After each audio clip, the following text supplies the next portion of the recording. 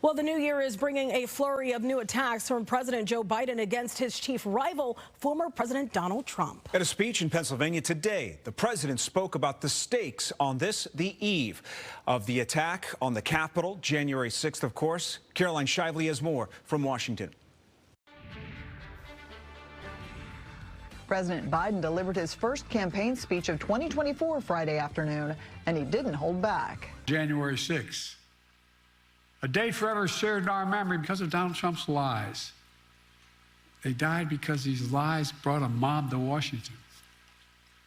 He promised it would be wild, and it was. Before the event, the president and first lady participated in a wreath laying at nearby Valley Forge, Pennsylvania, where George Washington mobilized Revolutionary War troops.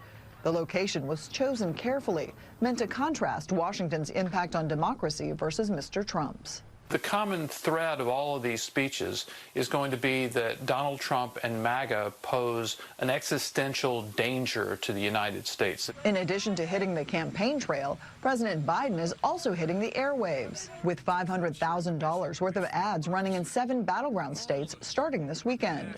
I put Iowa first. While the Biden campaign focuses on the general election, Mr. Trump is focusing on Iowa.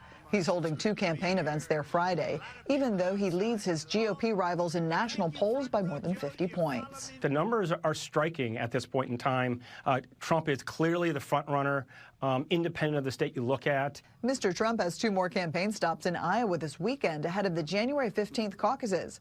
On Monday, President Biden will be in the early primary state of South Carolina. In Washington, Caroline Shively, Fox 32, Chicago. Well, meanwhile, filing has ended for the presidential candidates vying to have a spot on the Illinois March primary ballot. The 2-day window just closed at the top of the hour. Representatives for Democratic President Joe Biden and Republican challengers, former President Donald Trump, Florida Governor Ron DeSantis, and former UN Ambassador Nikki Haley have all filed. Little-known Dallas businessman and pastor Ryan Binkley also filed as a Republican candidate. The primary here in Illinois is March 19th. Well,